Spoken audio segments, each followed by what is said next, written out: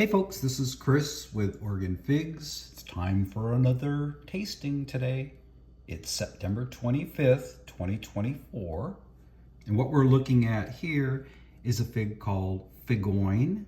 Some people call it Figoin. It also goes by the name of Verdino del Nord, the VR strain. There are two strains. There's one called Tatiana as well. This is the VR strain. Very small fig, and you can see with that quarter down there exactly how big these are.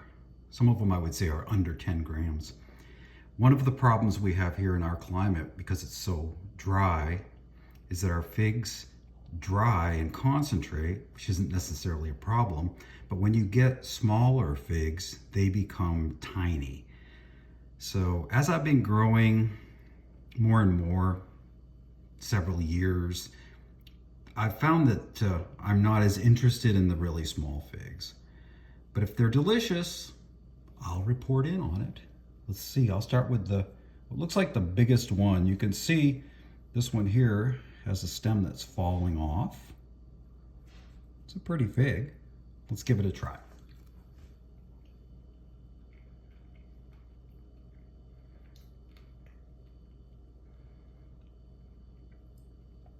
Well, the good news is it's a lot better than last year.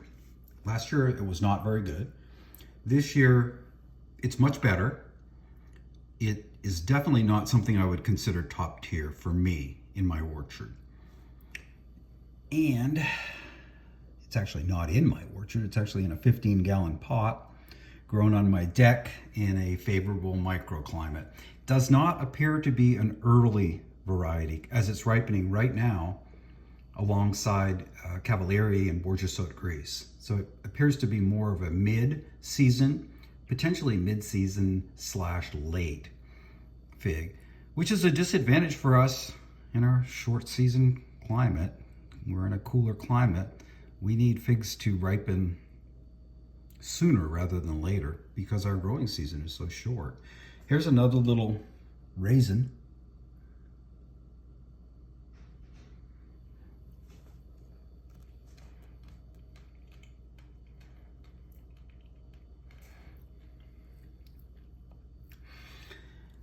That one was not very good. Let's try another one. I'm trying to give this fig a real chance here as far as flavor goes. I mean, it's not going to work for me because it's too small.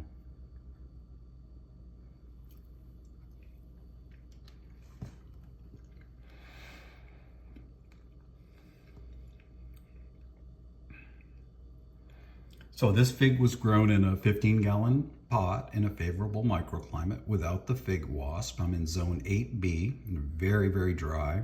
It went through the whole hang time with no rain or water on the actual tree or pot. The only moisture it got was moisture that I gave from a hose to the pot.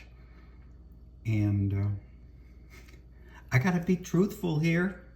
I'm not impressed again for the second year. So this is a variety, though it looks spectacular, it's just lacking in flavor for me. And it's so tiny. I think you have all figured out if you tune into my tastings, you're gonna get real information as I see it. I hear reports of how great this fig is in a moist climate, and that may be what it needs is a moist climate where it stays a little bit physically bigger and it maybe can develop the sugars better than it can out here. Growing figs, it's a location specific event. What tastes great in one place may not be very good in another place. I've heard reports on the Breba on Longue d'Ute being basically terrible in wet places. And out here, they are phenomenal. So don't take offense if a variety that you really like is being reviewed by someone in a different climate altogether than what you have, and it isn't as positive as you would give it. This is part of that location specific thing. So I hope you enjoyed this tasting, and I have some more coming up. I've still got Calderona coming up, which should be a lot of fun. I've got La Bourgeoisie coming up, and a couple more, but we're getting close to the end of the season.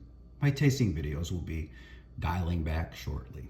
Hey, thanks again for watching. Really appreciate you watching my videos, and I appreciate an open mind when you watch my videos, because I'm telling the truth as I see it and as I taste it.